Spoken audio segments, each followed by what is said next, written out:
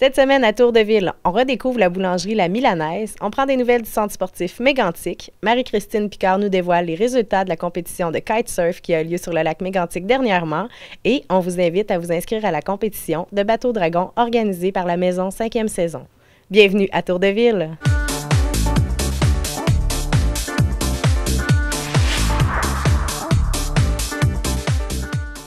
J'ai rencontré Sophie Beauchemin de la boulangerie La Milanaise. Bien plus qu'une histoire de famille, c'est une histoire de farine. Donc, Sophie, tu es farinologue à La Milanaise. Peux-tu nous expliquer qu'est-ce que tu fais à La Milanaise? Je fais de la farine. En fait, moi, je suis principalement directrice des ventes marketing à La Milanaise. Donc, mon travail consiste principalement à faire les suivis auprès des clients en boulangerie et chez les transformateurs et les divers pâtissiers. J'ai donc un incroyable travail. J'ai la chance de fréquenter ces gens-là sur une base régulière. Je suis experte en farine, c'est-à-dire que une grande partie de mon travail consiste à pouvoir expliquer et démystifier le sens de la farine. Donc, La Milanaise, c'est là depuis des années dans notre paysage de la MRC du granit, mais on le découvre et on le redécouvre en épicerie. Il y a beaucoup de produits. Peux-tu nous expliquer d'où c'est parti, La Milanaise? En 1977, Robert Beauchemin et Lily Vallière font l'acquisition d'une terre à Milan-Estrie, Québec, au pied du mont Mégantic, en ayant le rêve un peu fou de vivre en autarcie, c'est-à-dire de tout faire par eux-mêmes. Okay. En 1978, ils se rendent compte que leur première récolte de céréales biologiques n'intéresse personne. En 1979, personne encore. En 1980, ils se disent « bon ben, on va faire de la farine ». Alors, ils font l'achat d'une première meule et ils commencent à faire la première transformation, c'est-à-dire à écraser leur récolte. Ils vont les vendre aux différents gens qui habitent le village, mais aussi les gens des environs et différentes boulangeries des environs. 2 ans plus tard, la récolte céréalière de la ferme ne suffit plus pour répondre à la demande. Donc, M. Beauchemin va donc s'associer avec d'autres producteurs et cultivateurs biologiques de la région. Il va, à ce moment-là, continuer à faire des farines. Rapidement, la demande devient très grande. Il va donc faire beaucoup de voyages pour rencontrer de plus en plus d'agriculteurs, certains dans l'Ouest, toujours en production biologique, parce que pour lui, c'était l'unique manière d'être. Il va fonder ce qu'on appelle les maraîchers du mont Mégantic, qui vont devenir, après ça, un organisme de certification biologique qui s'appelait OCIA, Organic Crop International Alimentaire, qui va avoir une reconnaissance mondiale. Et après, il va s'en détacher, évidemment, parce qu'à un moment donné, il faut que tu fasses de la farine. Mais il a toujours été un des acteurs au niveau de la filière biologique, puisque ça a toujours été très important pour lui, la reconnaissance, mais c'est surtout dans la pratique environnementale qui se fait. Pour lui, c'était juste l'unique manière de faire. Donc, à La Milanaise biologique, c'est pas quelque chose, pas un trend ou c'est pas quelque chose qu'on met sur le sac pour être concept. C'est vraiment dans nos valeurs. C'est, pour nous, toute matière alimentaire doit être faite sans usage de pesticides et sans intrants chimiques. Vous avez une large gamme de produits. Combien vous avez de produits environ? Ce matin, j'en ai compté 144. 144, donc il y a les farines, mais il y a plus. Oui, on a tous les grains, les légumineuses, l'ensemble des céréales qui sont vendus. On a une large gamme de farines. On a à peu près quelque chose comme 40 farines à La Milanaise qu'on produit, qui ne sont pas toutes disponibles en épicerie, puisqu'on travaille aussi beaucoup avec des boulangers puis des industries. Et tout le reste, au niveau des grains préemballés qu'on a, ça correspond à peu près... Oui, 144 ce matin que j'ai compté. Et puis, en parlant des boulangers, il y a un concours qui s'en vient bientôt, là. Oui, c'est le concours meilleur artisan boulanger bio du Québec. En fait, c'est la 2e édition. Cette année, on a 11 concurrents qui vont démontrer leur savoir-faire sur 3 différents produits. La baguette, meilleure baguette au levain, et le meilleur pain salé avec de l'épeautre, et puis meilleur pain sucré à la farine de corozan. Le corozan, c'est, je ne sais pas si vous connaissez le camus. C'est pas Albert, là, le grain. En fait, le camus, c'est le grain de corozan. Camus, c'est une marque déposée. Okay. Corozan, c'est la céréale qui est utilisée. C'est exactement la même chose, en fait. Donc, nous, on offre les deux à La Milanaise. On fait une farine de camus, sous la marque de Posé. Et on fait aussi une farine de Corozan, qui est le même grain, acheté chez le même agriculteur, mais 30 % moins cher. OK. Toujours sous certification biologique. Donc, Corozan sucré, c'est vraiment une super chouette farine. C'est vraiment orange, c'est un peu sucré. J'ai vraiment hâte de voir ce qu'ils vont faire comme produit. Je vais tout manger. Et puis, ces artisans boulangers-là, ils vont faire la compétition à quel endroit au juste? Ça a lieu au Palais des Congrès le 20 mars. Ils vont se produire toute la journée de 11h à 15h30. La remise des prix est à 15h30. On a un super line-up de juges cette année. On a James McGuire, qui est un artisan boulanger très connu, un chef très réputé.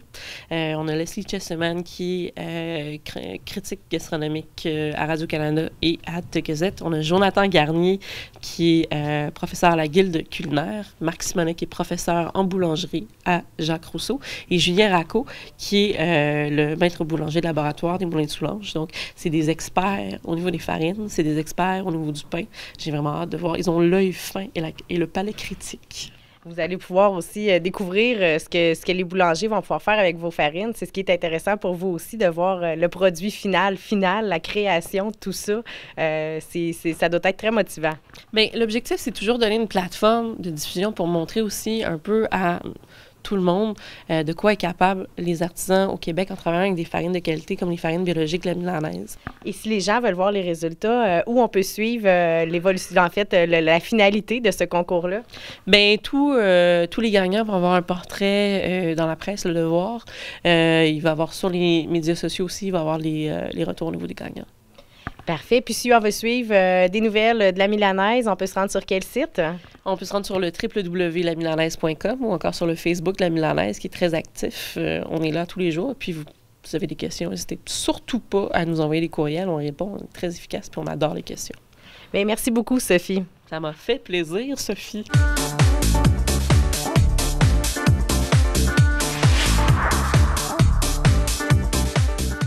La région de la MRC du Granit accueillait pour la première fois la compétition québécoise de kitesurf des neiges. Marie-Christine Picard nous dévoile les résultats. Tu es l'une des organisatrices de la compétition de snowkite qui a eu lieu la fin de semaine dernière. Dis-nous, est-ce que ça a bien été?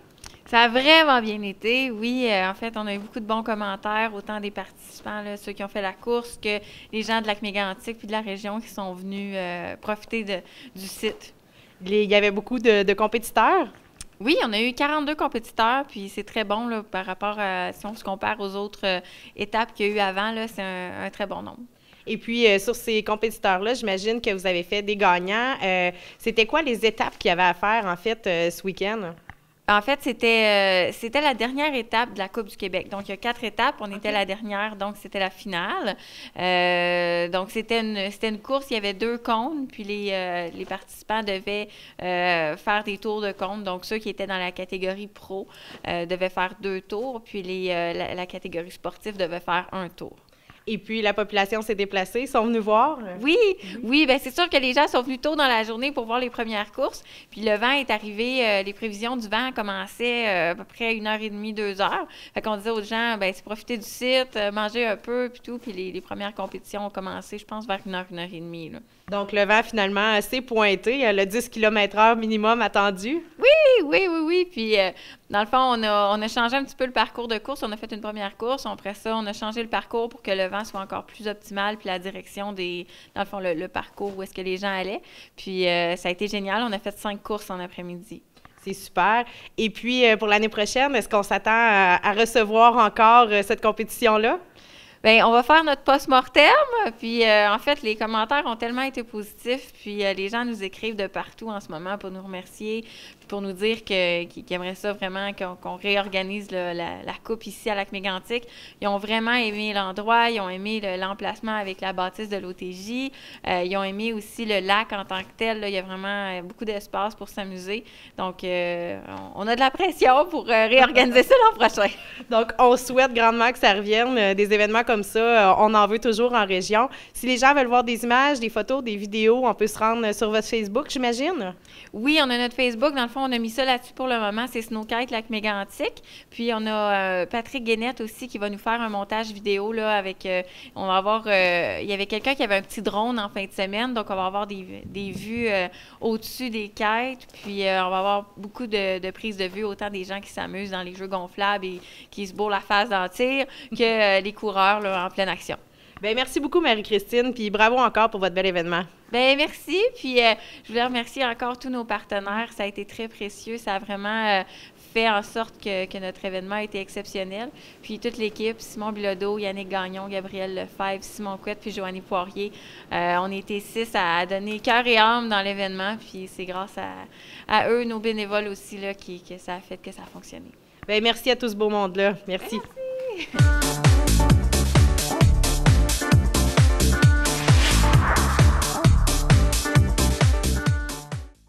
La résidence Éden-sur-le-Lac est un endroit sécuritaire, confortable et de service. Communiquez avec nous dès maintenant pour prendre un rendez-vous pour une visite. Et il nous fera plaisir de vous offrir gratuitement un excellent repas en notre compagnie. Téléphonez dès maintenant 819-583-5921 au poste 4 ou 5 et visitez notre site web edensurlelac.com.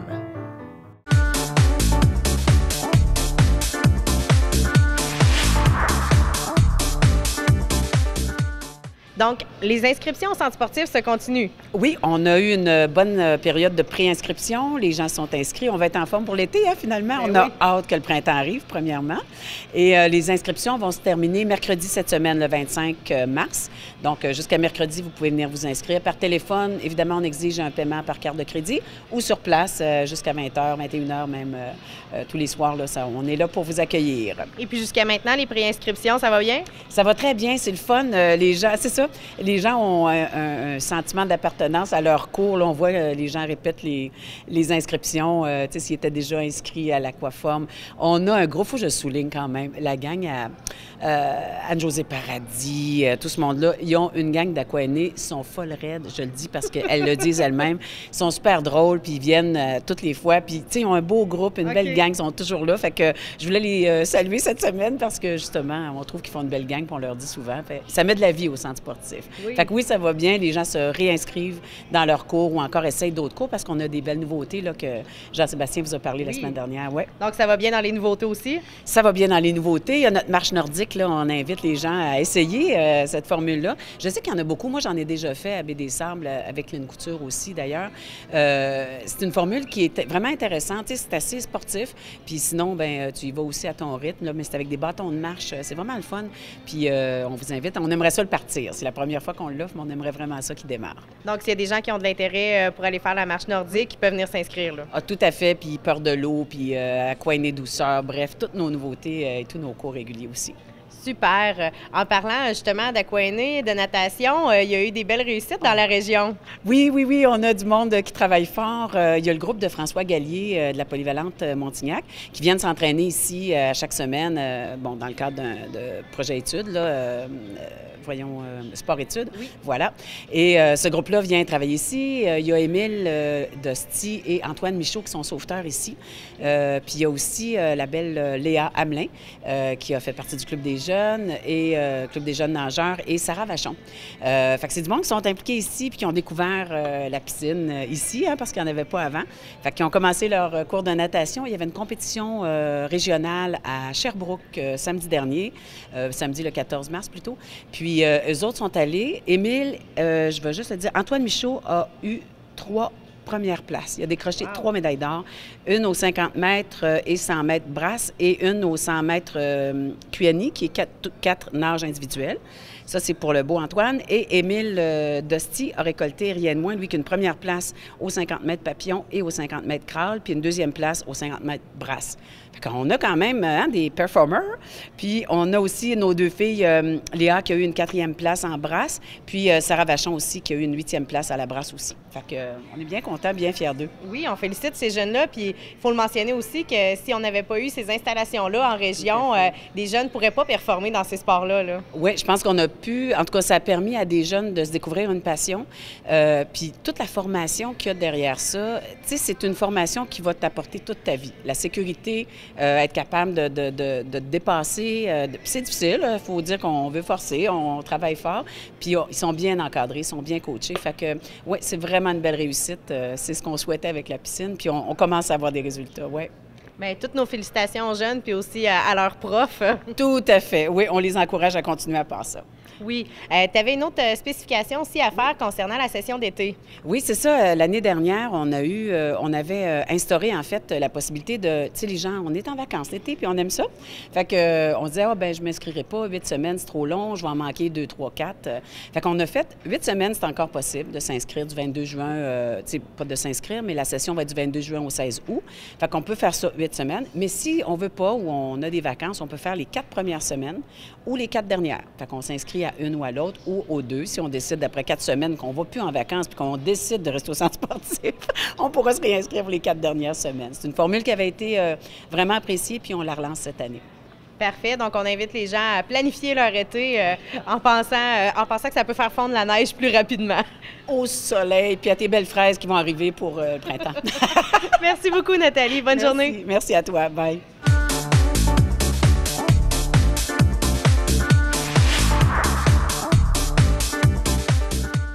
J'ai rencontré Richard Michaud, directeur à la Maison 5e saison, qui nous explique ce qu'est qu'une compétition de bateau dragon. Donc, peux-tu nous rappeler la mission de la Maison 5e saison? Oui, la mission de la Maison 5e saison, c'est d'accueillir ici les gens de la MRC du Granit et de la MRC du Haut-Saint-François qui sont en fin de vie, qui ont une espérance de vie de 3 mois et moins, et ce, tout à fait gratuitement. OK. Et puis, durant les dernières années, on a beaucoup entendu parler de la maison, le temps que ça s'est construit. Il y a eu une grande campagne de financement à travers tout le territoire. Et puis là, il y a un autre événement aussi qui s'en vient en juillet. Oui, c'est un événement récurrent, un événement annuel récurrent qu'on devrait avoir au début juillet de chaque année. C'est un festival de bateaux dragons. Et puis, qu'est-ce que c'est que des bateaux dragons? Des bateaux dragons, c'est comme des très grands rabascas, là, des grands canots là, qui peuvent accueillir 22 personnes, dont un crieur qui appelle là, quelqu'un qui joue du tambour pour garder le tempo, 20 rameurs et quelqu'un à l'arrière pour diriger le bateau aussi, là. Donc, pour financer les activités de la maison, vous invitez dans le fond les gens à se faire une équipe, c'est ça? Oui, c'est ça. Tous les profits vont être remis à la Maison 5e saison. On demande un minimum de 100 $ par participant pour chacun des bateaux. On espère avoir un minimum de 20 bateaux cette année. On a un objectif de 45 000 $ pour la Maison 5e saison. Et c'est vraiment essentiel pour le maintien des activités ici à la maison, là.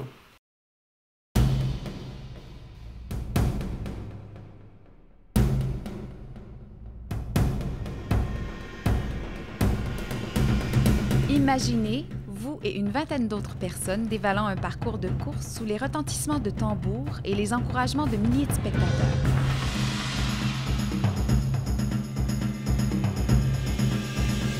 Imaginez une activité qui se déroule à l'extérieur, est sécuritaire et fournit plusieurs degrés d'activité physique adaptés à votre niveau et à vos habiletés.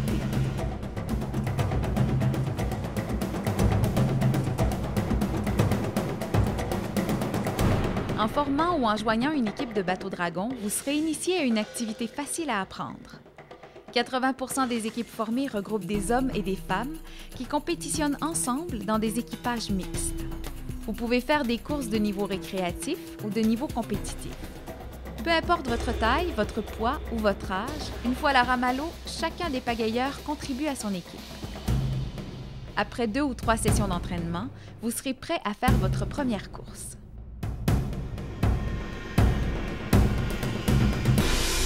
Donc, on peut penser à des groupes d'amis, mais aussi au niveau corporatif, on peut penser à des entreprises que les employés vont embarquer là-dedans. Là. Oui, nous, on a lancé des défis aux entreprises à former des équipes. Ils vont compétitionner entre eux.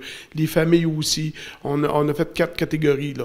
Les familles, les entreprises, les services publics, là, policiers, ambulanciers, les gens qui travaillent dans des institutions là, comme le centre hospitalier ou la commission scolaire. Et puis, si on veut s'inscrire, comment ça fonctionne? Bon, sur le site Internet de la Maison 5e saison, donc www.maison 5e, tout en lettres, saison.org, où on a aussi des pochettes de dépliants ici, là, qu'on peut donner aux gens. Là, ici, à la Maison 5e saison, il y a M. André Saint-Marseille aussi, qui est président du conseil d'administration, qui est coordonnateur du festival, qui a des pochettes aussi à distribuer. Donc, on invite tout le monde à s'inscrire, ceux qui veulent former une équipe. Et puis, est-ce qu'on doit construire le bateau ou c'est déjà fait? Comment ça fonctionne, ce bout-là? C'est une excellente question. Nous, on est accompagnés par 22 Dragons, c'est une compagnie montréalaise qui organise des festivals de bateaux dragons comme ça, qui fournissent tout le matériel. Ils fournissent les bateaux, ils fournissent les pagaies, les ceintures de sauvetage, tout le matériel nécessaire là, à la bonne tenue d'un festival de bateaux dragons. Les gens ont juste à apporter leur enthousiasme et ça va être vraiment très festif, très coloré. C'est à la Baie des Sables de Lac-Mégantic, les 4 juillet. 4 juillet, c'est une journée de pratique. Chaque équipe va avoir 1 heure de pratique avec un coach. Et le lendemain, le dimanche, c'est des courses. Chaque équipe est assurée de faire au moins 3 courses dans sa journée. Et puis, on laisse les gens sur un vidéo, en fait, qui explique comment former une équipe. Oui, exactement. Et, tous les gens sont bienvenus, là, que ce soit dans leur usine ou entre amis ou des familles. On a de la place pour tout le monde. On va avoir vraiment, vraiment beaucoup de plaisir. Bien, je souhaite bonne chance dans l'inscription des équipes. Merci beaucoup. Merci, merci. Le bateau dragon est un sport ancien. Il est originaire de la Chine et date d'environ 2500 ans. Ce sport visuellement spectaculaire est en ascension fulgurante à travers l'Amérique du Nord. Depuis son arrivée sur le continent en 1986, le sport est en constante effervescence et il y a de nos jours plus de 200 000 personnes qui compétitionnent chaque année à travers le Canada et les États-Unis. Le bateau dragon se compose de 10 rangées de bancs pour asseoir les 20 pagayeurs, le tambourineur à l'avant faisant face à l'équipage et le barreur à l'arrière qui dirige le bateau. Les courses se tiennent sur un parcours de 200 ou 500 mètres et il peut y avoir de 2 à 8 bateaux par course. Un petit festival peut rassembler environ 20 équipages et se dérouler au cours d'un après-midi, alors qu'un événement majeur peut rassembler 200 équipages et se dérouler sur une période de 2 à 3 jours. Un équipage de bateau dragon peut être composé de collègues de travail, de groupes d'amis, de membres d'organismes communautaires ou de groupes compétitifs. La courbe d'apprentissage très courte a rendu le sport populaire auprès des groupes corporatifs ou communautaires à la recherche d'une activité pour leurs employés ou membres. Une autre belle qualité du sport est son coût abordable. Le grand nombre de membres dans chaque équipage facilite la répartition pour réduire les coûts. La clé du succès en bateau dragon repose dans le synchronisme et le travail d'équipe. Il a été prouvé qu'un équipage en synchronisation parfaite pouvait vaincre des équipages plus forts et plus musclés qui sont mal synchronisés. Bien que la plupart des équipages débutent au niveau récréatif, il n'est pas rare de les voir se transformer en équipages compétitifs pratiquant à longueur d'année. Nous, notre nom, c'est les Pacemakers. Les Barbares de Québec. Montreal Lightning. Les Pigbois. Les Gingerbread Crew, c'est l'équipe Pain des Fils en français. Gingerbread Crew! Gingerbread Crew! On est tous ensemble, on fait juste un dans le bateau, puis c'est cette synergie-là qui est super intéressante. Ce sport-là nous a réunis, on n'a pas le choix, on arrive dans le bateau, on pagaie, on a le même but. Il faut être en synchro, ensemble, donc il y a pas, un ne peut pas être meilleur que l'autre, on y va, faut fonctionner ensemble. Ça permet de travailler différentes qualités de chaque personne. Donc, moi, j'aime bien me retrouver dans des groupes pour pouvoir exercer comme certaines qualités de leadership. Il y en a d'autres que ça va être pour avoir un cercle d'amis. On en a quelques-uns qui sont arrivés au Québec, ça fait pas si longtemps. Donc, ça leur permet de se créer un cercle social à travers ces personnes-là. Pour répondre à la popularité croissante de ce sport, les clubs et les organisateurs de festivals comme 22 Dragons se spécialisent dans l'initiation de nouveaux pagayeurs et la formation de nouvelles équipes de bateaux dragons. Votre club ou festival local vous fournira tout l'équipement requis ainsi que les entraînements. On fait l'installation du parcours, on a les bateaux, on a notre staff, les officiels, tout ce qu'il faut pour faire un bel événement de bateau dragon. Être en forme n'est pas un prérequis, c'est un sport vraiment pour tout le monde. On a du monde qui n'ont pas fait du sport pendant des années, qui viennent et puis ils ont beaucoup de plaisir. Aucune expérience n'est requise de votre part. Il ne vous faut que de la motivation et l'envie d'essayer quelque chose de nouveau. Contactez 22 Dragons, votre club ou l'organisateur d'un festival local afin d'en apprendre davantage sur cette activité extraordinaire.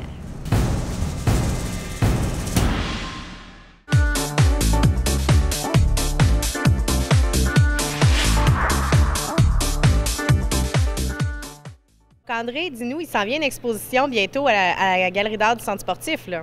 Oui, une autre expo. Donc, le club photo de la région mégantique, qui a été créé 5 ou 6 ans au moins, roule sa bosse. Mais à chaque année, même on avait commencé ça dans, je vais l'appeler l'ancienne galerie estivale qui était au Centre Monsieur-Bonin, dans notre autre centre sportif. Donc, la semaine prochaine, c'est le club photo qui expose ses travaux de l'année. Même si, présentement, tu vois, on est dans l'Agora, ils ont un mur réservé toute l'année, ils changent le thème.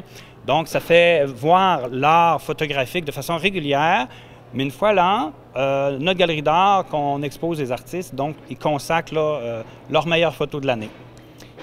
Donc, on va pouvoir voir environ combien de photographies ici?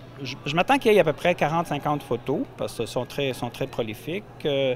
Je signale tout de suite la date et l'heure du vernissage pour ceux qui aimeraient rencontrer les artistes, parce que c'est toujours intéressant de voir les artistes sur place puis poser des questions, etc. Donc, vendredi, c'est bien le 27 mars à 19h30. Donc, vendredi 27 mars. L'expo va se monter quelques jours avant. Donc, c'est le vernissage de cette exposition-là.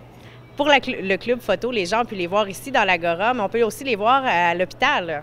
Oui, c'est bien que tu mentionnes ça parce qu'ils ont négocié aussi dans le corridor du rez-de-chaussée, non, du premier sous-sol. Oui.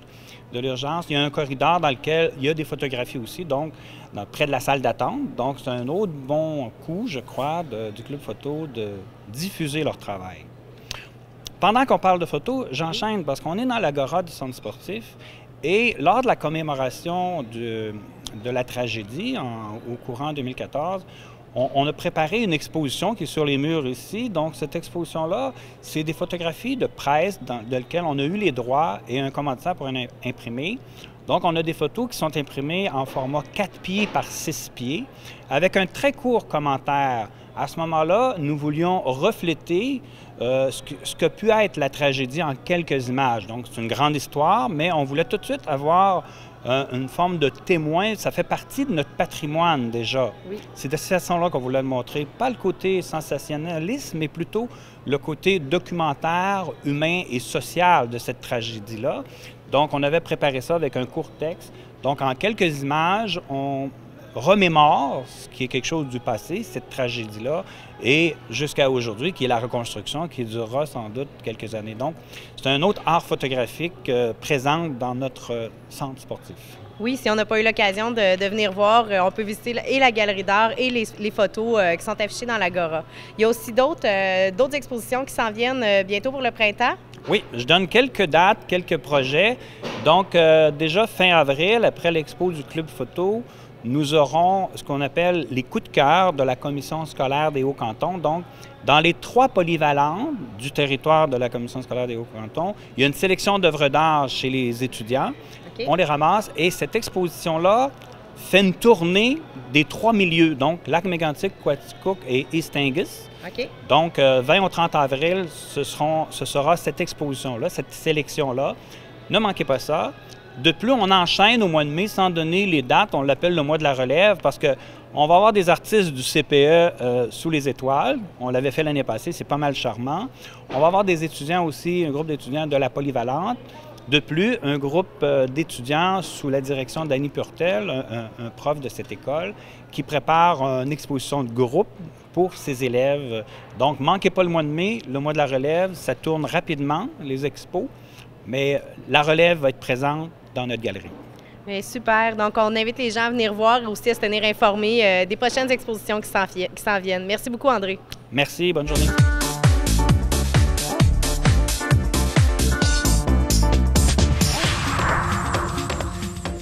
Voilà ce qui conclut l'émission pour cette semaine. Pour toute question, commentaire ou des suggestions de reportage, veuillez communiquer avec nous à l'adresse câble11@commercialaction.ca. Bonne semaine!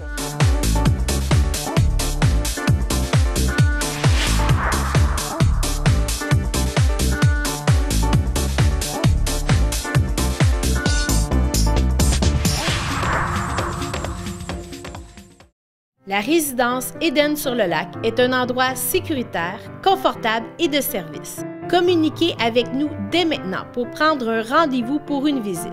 Et il nous fera plaisir de vous offrir gratuitement un excellent repas en notre compagnie. Téléphonez dès maintenant 819-583-5921 au poste 4 ou 5 et visitez notre site web édensurlelac.com.